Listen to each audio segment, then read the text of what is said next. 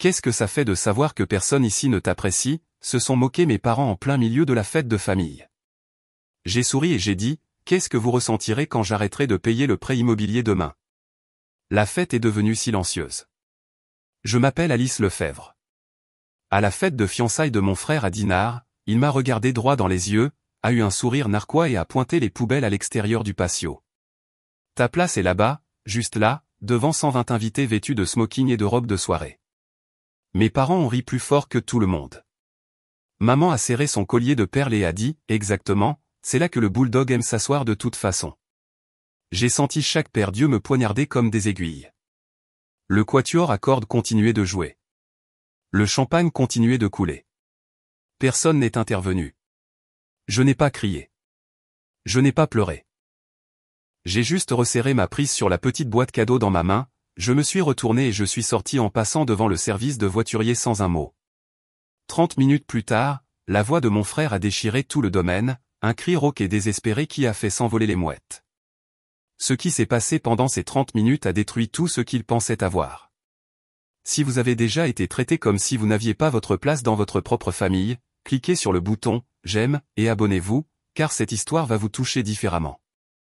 Croyez-moi, vous allez vouloir savoir comment elle se termine.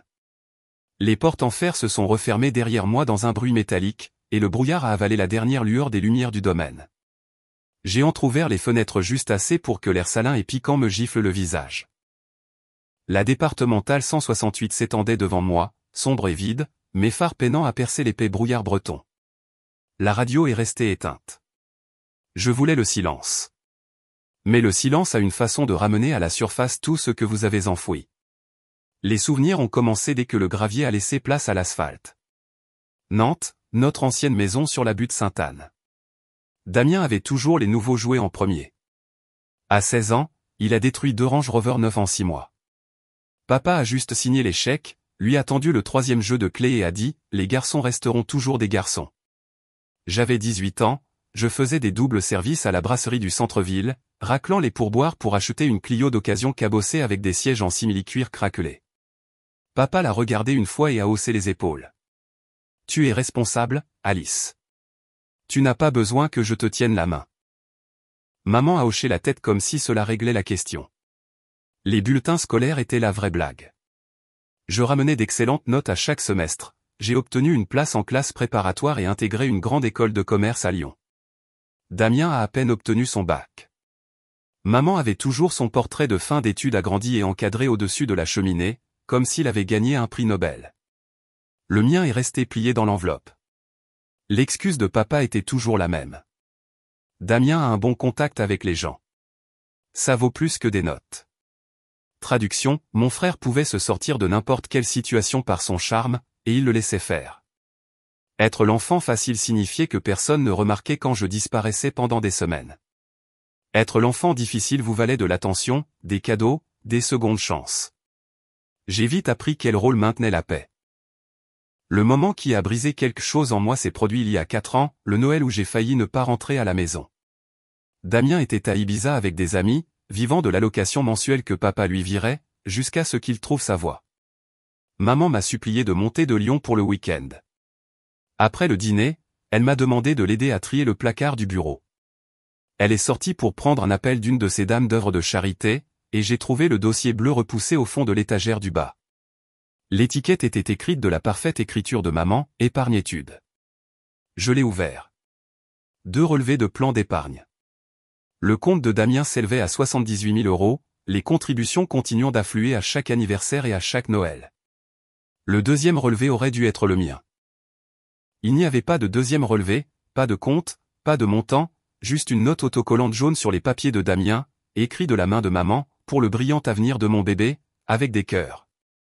Je suis resté là, dans la pénombre, tenant la preuve qu'il n'avait jamais eu l'intention de m'aider. Chaque service supplémentaire, chaque repas sauté, chaque fois que je me disais que je m'en sortais bien toute seule, ils avaient déjà décidé que je n'avais besoin de rien de leur part.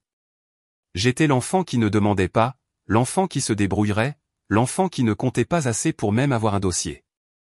Je l'ai refermé, je l'ai remis exactement où je l'avais trouvé, et j'ai fini de charger le lave-vaisselle. Quand maman est entrée, elle a souri et m'a touché le bras. Merci d'être si serviable, ma chérie. Tu as toujours été mon enfant facile. Je lui ai souri en retour, je lui ai dit que j'avais un train tôt le matin, et je suis parti avant le dessert. Cette nuit-là, sur la route du Sud, j'ai arrêté de pleurer à ce sujet. Quelque chose de plus froid s'est installé à la place. Le brouillard s'est éclairci alors que je traversais le pont de la Rance, la route devenant enfin droite. J'ai appuyé un peu plus fort sur l'accélérateur. La petite boîte cadeau sur le siège passager a bougé avec le virage, plus lourde qu'elle n'aurait dû l'être. À l'intérieur, il n'y avait pas le service en cristal gravé qu'ils attendaient. C'était quelque chose qu'ils ne verraient jamais venir. Mon téléphone a vibré sur la table de chevet à minuit 47, exactement 3 semaines avant la fête de fiançailles. J'étais à Lyon pour un séminaire sur les risques de 3 jours, échoué dans un Novotel qui sentait le chlore de la piscine et le café d'hôtel trop infusé. Le nom de Romain s'est affiché à l'écran. J'ai glissé pour répondre à la 3e sonnerie. Tu es réveillé. Sa voix était basse, sans sommeil. Il faut qu'on se voie demain matin. Sans délai. Romain Calvet avait été mon seul vrai concurrent en statistique en première année. Il m'avait battu d'un demi-point au partiel et m'avait quand même envoyé ses fiches la veille au soir, au cas où. Maintenant, il était expert comptable judiciaire à Paris, le type que les banques appellent discrètement quand les virements ne correspondent pas. Je l'ai rencontré à 7h15 dans une brasserie près de la Pardieu avant la foule du matin. Il était déjà dans le coin du fond, capuche relevée, 2 grands cafés fumants, ordinateur portable ouvert comme un bouclier. Les cernes sombres sous ses yeux me disaient qu'il avait passé une nuit blanche. Il a tourné l'ordinateur portable vers moi sans un bonjour. Des relevés bancaires, des documents de fiducie, un compromis de vente pour un domaine de 7,5 millions d'euros au bord de l'eau à Dinard, en Bretagne. L'acheteur était désigné comme la fiducie familiale de Villiers. Le nom de Chloé en haut. Sauf que les signatures étaient fausses. Les boucles du CE de Chloé étaient trop rondes, la barre de chaque T est trop lourde. Romain avait récupéré sa vraie signature d'un document public de charité du printemps dernier et l'avait mise côte à côte, le jour et la nuit. Puis j'ai vu la ligne du cofiduciaire, Damien Lefebvre. Romain a tapoté le pavé tactile. Ton frère a convaincu sa fiancée de placer un acompte non remboursable de 7,5 millions d'euros sur ce domaine. Le virement a quitté le compte privé de Villiers chez BNP Paribas il y a exactement 12 jours. Même adresse IP que le téléphone de Damien. Même cadence de frappe sur les instructions de virement. Même signature numérique falsifiée collée sur 6 documents différents. Il a zoomé sur les confirmations de virement de l'application de la BNP, 8 virements distincts, chacun horodaté dans une fenêtre de 90 minutes, tous acheminés via une société écran enregistrée au Luxembourg le mois dernier. Il prévoit de revendre la propriété juste après le mariage, ou de disparaître avec l'argent une fois la fiducie acquise, a dit Romain, sa voix à peine plus forte que le sifflement de la machine à expresso. Quoi qu'il en soit, c'est une escroquerie en bande organisée, une fraude bancaire, et probablement une usurpation d'identité aggravée. 10 à 20 ans si le procureur de la République veut faire un exemple. J'ai fixé l'écran jusqu'à ce que les chiffres n'aient plus de sens. 7,5 millions d'euros, plus que ce que je gagnerais en 25 ans au poste pour lequel je me tuais déjà à la tâche. Romain a fouillé dans son sac à dos et a fait glisser une clé USB noire mat sur la table. Copie propre. Fichier bancaire brut, métadonnées, registres notariaux, tout. Je l'ai extraite du serveur miroir hier soir après que l'alerte à la fraude a atterri sur mon bureau. Aucune trace ne remonte à moi. J'ai refermé mes doigts dessus, encore chaude de sa poche. Pourquoi moi, ai-je demandé. Il s'est penché en avant. Parce que tu es de la famille, et il ne s'attendra jamais à ce que tu le trahisses. Chloé n'est pas encore au courant. Sa mère dirige la moitié de l'immobilier de prestige du sud de la France. Evelyne de Villiers le mettra en pièces à la seconde où elle verra une preuve qu'elle ne peut pas dissimuler, mais cela doit venir de quelqu'un qu'elle ne soupçonne pas d'être impliqué. J'ai glissé la clé dans la poche zippée cachée de mon sac à main, juste à côté du carton d'invitation couleur crème pour la fête de fiançailles auquel j'avais déjà répondu, oui. Tu dois être extrêmement prudente, a dit Romain en fermant l'ordinateur portable. Si Damien apprend que tu as ça. Il ne l'apprendra pas, les jeux coupés. Ma voix était plate, presque étrangère.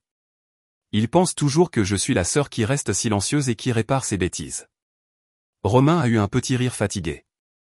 Alors, utilise ça comme une arme. Nous avons payé et sommes sortis dans la chaleur moite de Lyon. Il m'a serré dans ses bras une fois, rapidement et fort, puis s'est fondu dans la foule des navetteurs du matin se dirigeant vers le tramway. Je suis resté longtemps sur le trottoir, sentant la petite clé pressée contre ma cuisse comme une balle réelle. Pendant les 3 semaines suivantes, je n'ai pas appelé maman. Je n'ai pas envoyé de message à Damien. Je n'ai pas soufflé un mot. Je suis allé au travail, je me suis assise dans des salles de conférence, j'ai souri aux clients, et j'ai gardé la clé USB dans la même poche chaque jour. J'ai même commandé le cadeau, un lourd service en cristal de chez Baccarat, et je l'ai emballé moi-même. L'invitation reposait sur mon comptoir de cuisine, égrenant les jours. Le ciel de Dinard était déjà d'un indigo profond lorsque j'ai quitté la départementale pour suivre le chemin de gravier privé menant au domaine de la baie du Prieuré. Un air de jazz doux flottait à travers les grands pins, porté par le vent froid et salé venant de la mer. 3 hélicoptères étaient posés sur la pelouse manucurée comme des libellules surdimensionnées, leurs immatriculations étant celles que je reconnaissais de Paris et de Genève. Des voituriers en veste blanche impeccables s'affairaient entre des véhicules tout-terrain noir mat, des Porsche 911 vintage et quelques Tesla silencieuses. Tout criait la richesse générationnelle, prétendant ne pas avoir à faire d'efforts. Je suis sorti de ma Clio vieille de 5 ans et j'ai tendu les clés à un étudiant qui avait à peine l'âge de conduire. Il a jeté un regard rapide et confus à ma voiture, puis a affiché son sourire professionnel et m'a indiqué l'arche de pierre illuminée par des lanternes. À l'intérieur de la cour, la fête battait déjà son plein. De longues tables drapées de soie brute et débordant de pivoine blanche bordaient la terrasse. Des serveurs en cravate noire circulaient avec des plateaux d'argent de champagne frais et d'huîtres de Cancale. Le quatuor à cordes jouait quelque chose de lent et de cher. J'ai repéré des sénateurs, des magnats de l'immobilier et au moins 2 personnes qui avaient fait la couverture de Point de Vue. Aucun d'eux n'a regardé dans ma direction. Une femme en veste marine tenant une tablette a trouvé mon nom presque immédiatement. Son sourire s'est figé une demi-seconde lorsque l'écran s'est chargé. Alice Lefebvre, a-t-elle dit en hésitant. Par ici. Elle m'a guidé au-delà de la terrasse principale, au-delà des tables scintillantes de bougies et de cristal, au-delà de la sculpture de glace taillée en un gigantesque déessai entrelacé. Nous avons continué à marcher jusqu'à ce que la musique ne soit plus qu'un murmure lointain et que l'odeur de filet mignon grillé se transforme en herbe humide et en quelque chose de vaguement nauséabond. Elle s'est arrêtée devant une unique table pliante en plastique blanc, poussée contre la clôture du fond, coincée entre 2 bennes à ordures industrielles et un chenil en cèdre où un bulldog anglais à l'air ennuyé se prélassait. Une seule chaise pliante en métal, pas de nappe, pas de fleurs, pas de carton de placement, juste une seule feuille plastifiée scotchée de travers sur la table qui disait « Place excédentaire ». Le plan de table indique que c'est votre place assignée, a-t-elle marmonné, reculant déjà comme si elle avait peur que je lui en veuille. Je suis vraiment désolé. J'ai posé ma pochette et j'ai contemplé la vue, une ligne de mire directe à travers les portes-fenêtres ouvertes sur le hall principal, où tout le monde riait sous des lustres de 3 étages, levant des verres qui coûtaient probablement plus cher que mon loyer. J'étais encore là, à absorber tout ça, quand Damien est apparu dans l'embrasure de la porte. Il avait Chloé à son bras, tous deux rayonnants comme s'ils sortaient d'un magazine. Smoking en velours marine, robe en soie champagne, dents assez blanches pour faire atterrir des avions. Il m'a repéré instantanément, son sourire s'élargissant lentement et cruellement. Il s'est penché juste assez pour que les tables les plus proches entendent et a pointé droit sur les poubelles à côté de moi. « Ta place est juste là-bas », a-t-il lancé, sa voix portant parfaitement par-dessus le quatuor. Parfait pour les animaux errants. Une vague de rire a parcouru la terrasse.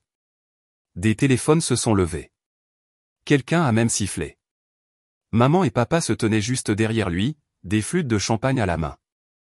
Le triple collier de perles de maman a capté la lumière alors qu'elle rejetait la tête en arrière et riait plus fort que n'importe qui d'autre dans la cour. Le visage de papa est devenu rouge à force d'essayer de se retenir. Puis il a abandonné et a ajouté, assez fort pour que la table voisine l'entende, « Ouais, c'est exactement là que le bulldog aime s'asseoir de toute façon. » Le bulldog dans le chenil a aboyé une fois, comme s'il était d'accord. Chloé a tiré la manche de Damien, le sourire crispé, lui chuchotant quelque chose d'urgent. Il l'a ignoré, a planté ses pieds et a attendu ma réaction comme un enfant qui vient d'allumer un pétard. Mon cœur a martelé contre mes côtes si fort que je l'ai senti dans ma gorge. Une chaleur m'est montée aux yeux, mais j'ai contracté tous mes muscles et je les ai fixés tous les 3. Pas de mots, pas de tressaillement, juste 5 secondes complètes de silence jusqu'à ce que leur rire meure dans leur gorge. Le sourire narquois de Damien a vacillé. La main de maman s'est envolée vers ses perles. Papa a baissé les yeux sur ses chaussures. J'ai ramassé ma pochette, j'ai lissé le devant de ma robe une fois, et j'ai parcouru le long chemin de gravier pour retourner vers le service de voiturier. Mes talons crissaient, à un rythme régulier et égal. Le jazz continuait de jouer. Les verres continuaient de tinter. Personne n'a appelé mon nom. Personne ne m'a suivi. Je n'ai pas regardé en arrière. J'ai posé la boîte cadeau sur la console en verre dans le coin le plus sombre du foyer, où le jazz de la salle de bal flottait encore en vagues douces.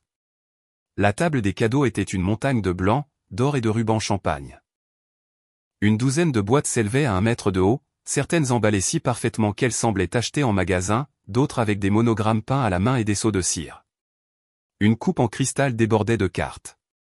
Une pancarte discrète en calligraphie indiquait « Cadeau pour Damien et Chloé. Merci de partager notre joie ».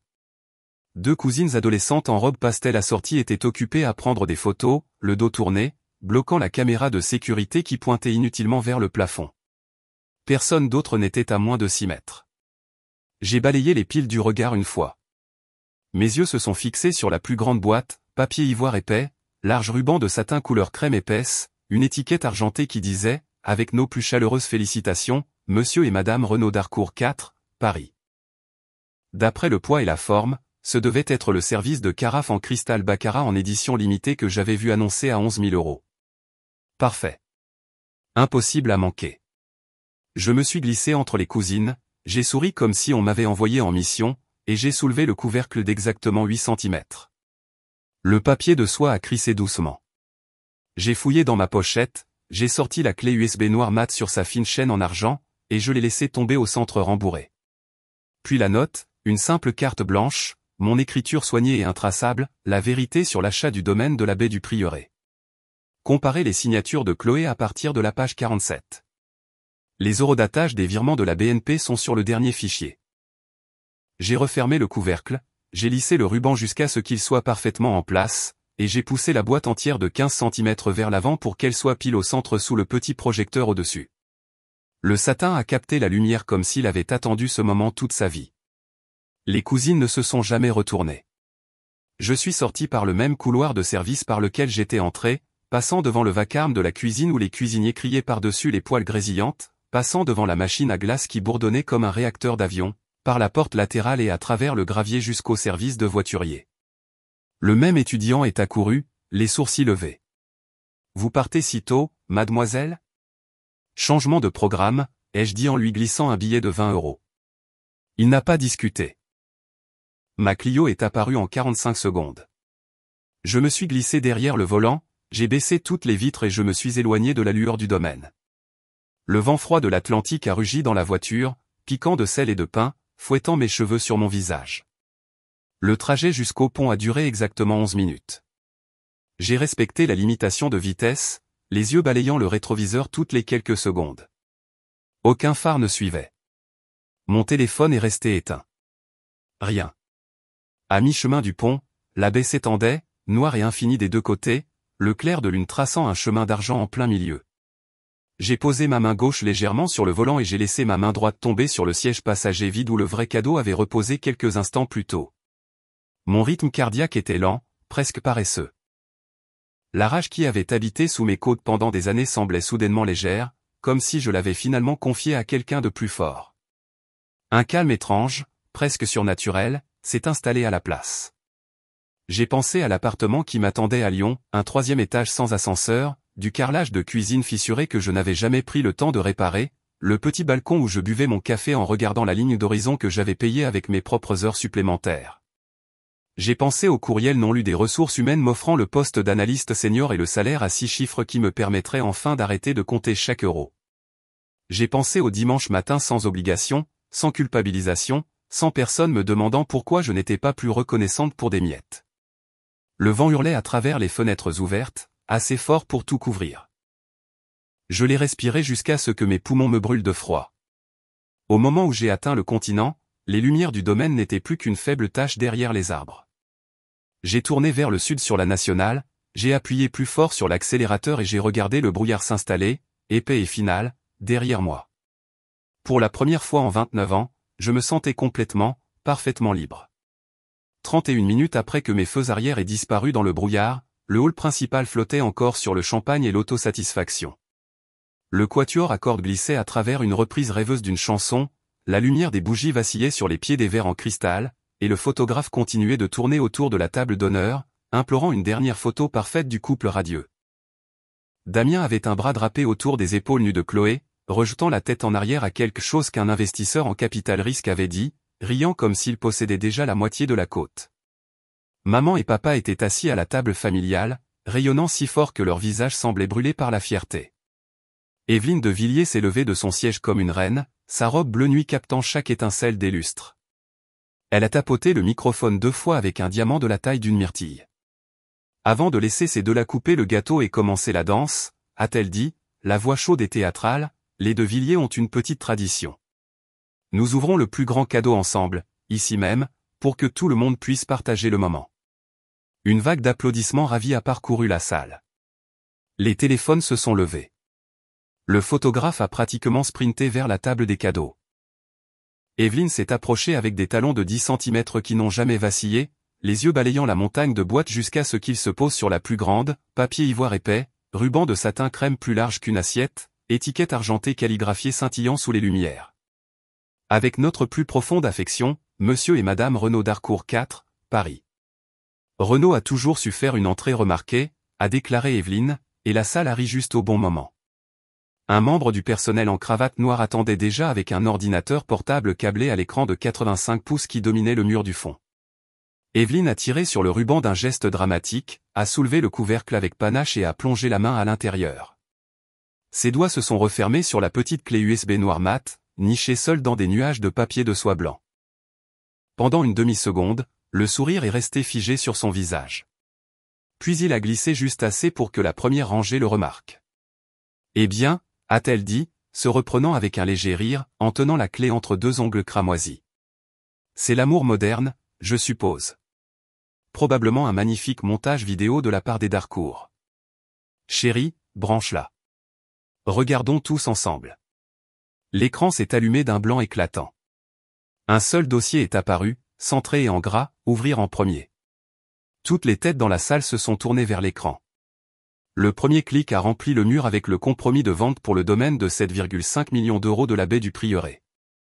La signature numérique de Chloé brillait au bas de la première page d'une encre bleue parfaite. Le sourire d'Evelyne a de nouveau vacillé. Le fichier a défilé automatiquement jusqu'à la page 47. Des cercles rouges ont explosé autour de chaque boucle falsifiée, de chaque barre transversale trop lourde. Une deuxième fenêtre s'est ouverte à côté, la signature authentique de Chloé provenant du dossier du gala de la Fondation de Villiers de mars dernier, superposée dans une comparaison accablante.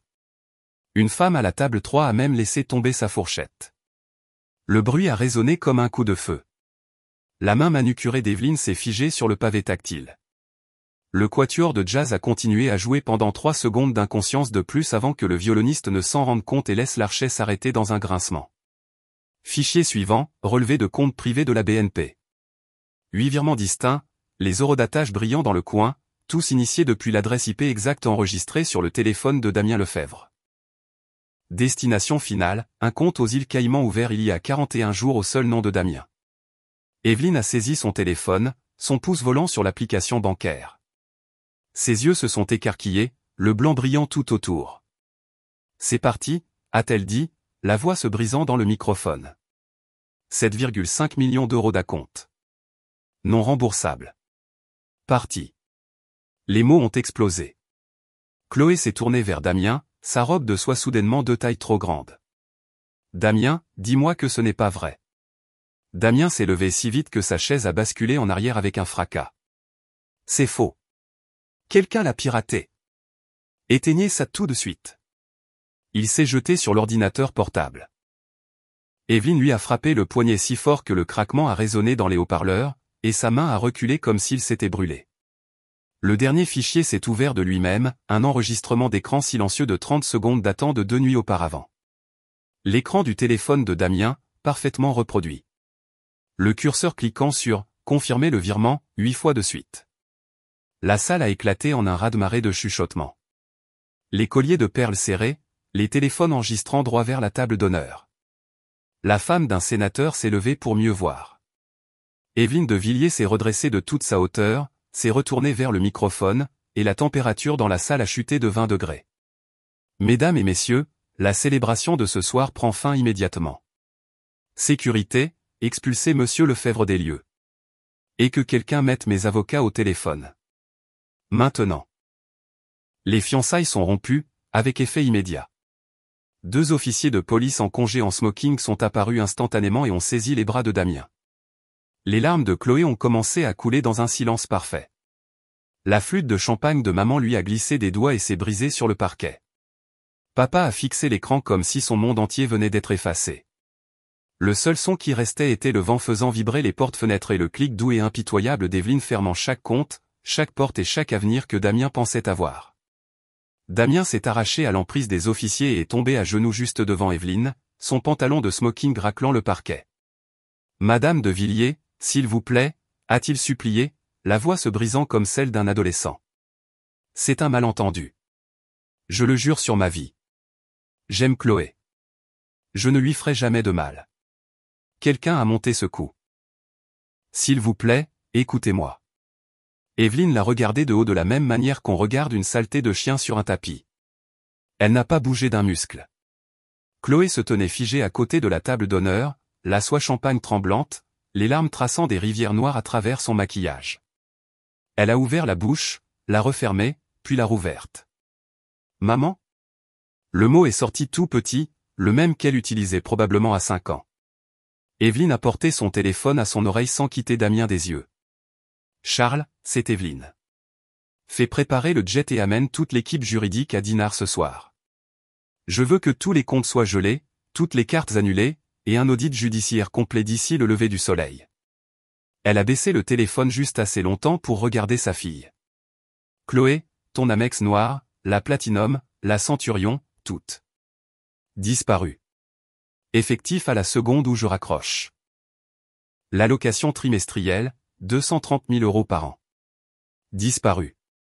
La distribution de la fiducie prévue pour ton 26e anniversaire le mois prochain. Disparu. Tu recevras une allocation pour le loyer et les courses uniquement jusqu'à ce que ce gâchis soit réglé. » Les genoux de Chloé ont fléchi. Une demoiselle d'honneur l'a rattrapée avant qu'elle ne touche le sol. Evelyne s'est retournée vers le microphone, la voix froide et parfaitement maîtrisée. Les fiançailles sont rompues. Le dépôt de 7,5 millions d'euros sur le domaine est non remboursable en vertu du droit des contrats français, et je poursuivrai toutes les voies légales pour le récupérer auprès de Monsieur Lefebvre personnellement. Sécurité, ôtez-le de ma vue. Les 2 officiers ont soulevé Damien par les aisselles. Il s'est débattu, essayant d'atteindre Chloé. « Chérie, dis-lui. Dis-lui que je t'aime. » Chloé n'a fait que sangloter plus fort, le visage enfoui dans ses mains. À la table familiale, maman était assise, rigide, ses perles serrées si fort que ses phalanges sont devenues blanches. Le visage de papa avait pris la couleur du lait tourné. Pour la première fois en 26 ans, aucun d'eux n'a ouvert la bouche pour défendre leur enfant chéri. Les yeux de papa ne cessaient de se diriger vers la sortie, comme s'il calculait à quelle vitesse il pourrait disparaître avant que quelqu'un ne lui demande s'il était au courant. Les invités se déplaçaient déjà. Les sacs à main saisis, les vestes attrapées, les talons claquant vers les portes dans une débandade soudaine de soie et de panique. La femme d'un sénateur a marmonné, l'escroquerie en bande organisée, c'est 20 ans, assez fort pour que la table voisine l'entende.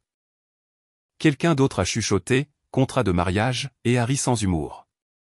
Damien s'est débattu alors que les officiers le traînaient devant la flûte de champagne brisée et le gâteau ruiné que personne n'avait coupé. « Maman, papa, faites quelque chose » a-t-il crié. Les lèvres de maman se sont entr'ouvertes, puis se sont refermées. Papa a baissé les yeux sur la nappe comme si elle pouvait le sauver. Un homme d'un fonds d'investissement près de la porte était déjà au téléphone. « Ouais, retirez tout du bureau de gestion privé des Lefebvre. Tout. Maintenant. » Le quatuor à cordes avait disparu. Le photographe se tenait figé, son appareil photo pendant inutilement à son côté. Le personnel de service restait dans les coins, ne sachant s'il devait commencer à débarrasser ou s'enfuir. Evelyne a baissé le microphone, s'est tournée vers Chloé et a parlé si doucement que seules les premières tables ont entendu. « Tu rentreras à la maison ce soir. Nous allons réparer ta réputation, mais tu ne prononceras plus jamais son nom. » Chloé a hoché la tête à travers ses sanglots, le mascara s'accumulant sous ses yeux. La voix de Damien a résonné une dernière fois depuis le foyer alors que les officiers le tiraient dans la nuit. Je peux expliquer. S'il vous plaît. Les lourdes portes d'entrée se sont refermées derrière lui. Le hall est devenu complètement silencieux, à l'exception de la respiration brisée de Chloé et du son lointain des rotors d'hélicoptères qui démarraient sur la pelouse. Maman a finalement levé les yeux, cherchant dans la pièce quelqu'un, n'importe qui, pour lui dire que cela n'arrivait pas. Papa a juste fixé son verre vide. J'ai éteint le vieux téléphone à exactement 7 heures du matin le lundi, une semaine après la fête de fiançailles, et je l'ai laissé tomber dans le tiroir du haut du nouveau bureau dans mon nouvel appartement. L'écran est devenu noir pour de bon. Maman, papa, Damien, bloqués sur toutes les plateformes, tous les numéros, toutes les adresses de courriel. Leur nom n'existait plus dans mon monde. Le nouvel appartement se trouvait au 12e étage avec vue sur le Rhône, dans le quartier de la Confluence à Lyon.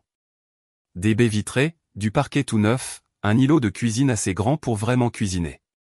J'avais signé le bail samedi matin après que la lettre d'offre soit arrivée dans ma boîte de réception vendredi soir, analyste judiciaire senior, 170 000 € de salaire de base, prime à la signature, déménagement entièrement pris en charge. Le chasseur de tête avait dit que le client MMA, précision tranquille sous pression. J'ai souri en lisant cette phrase. J'ai passé le week-end à emballer l'ancien appartement en 6 heures et à déballer le nouveau en 4. Les livres sur les étagères, la machine à café sur le comptoir. Une seule photo encadrée de la ligne d'horizon de Lyon au coucher du soleil. Rien de Nantes, rien avec des visages de famille. Dimanche soir, je suis monté sur le toit terrasse et j'ai regardé les lumières de la ville onduler sur l'eau. Aucune notification, aucun appel manqué, aucun message vocal frénétique que je n'écouterai jamais. Pour la première fois en 29 ans, le silence absolu ressemblait à la liberté plutôt qu'à une punition. Lundi matin, j'ai allumé le nouveau téléphone, nouveau numéro, tout était nouveau. Le premier courriel venait des ressources humaines, dossier de bienvenue, formulaire de virement direct, premier jour lundi prochain. Le second venait de Romain Calvet. J'ai entendu dire que tu avais pris le poste. Fier de toi. On boit des bières quand tu seras installé. J'ai répondu avec un simple emoji pouce levé et j'ai appuyé sur envoyer. J'ai préparé du café dans la nouvelle machine, je l'ai emporté sur le balcon et je me suis appuyé contre la balustrade. Le fleuve coulait 12 étages plus bas, calme et imperturbable. J'ai pensé au domaine à dinars, les poubelles, la table en plastique, la façon dont mes parents avaient ri. J'ai pensé à la clé USB et aux 7,5 millions d'euros, et à la façon dont la voix de Damien s'était brisée lorsque les portes s'étaient refermées derrière lui. Rien de tout cela ne m'atteignait ici. J'avais passé des années à être l'enfant facile, la discrète, celle qui n'avait besoin de rien. Il s'est avéré que c'était le meilleur entraînement que j'aurais pu demander. Parfois, le silence n'est pas une faiblesse. Parfois, s'en aller n'est pas abandonner. Parfois, la plus grande des vengeances est de se construire une vie si belle qu'ils ne pourront plus jamais l'atteindre. J'ai fini mon café, j'ai rincé la tasse et je l'ai posée sur l'égouttoir, à l'envers, comme j'aime. La ville s'éveillait en bourdonnant en dessous de moi. Ma ville, maintenant.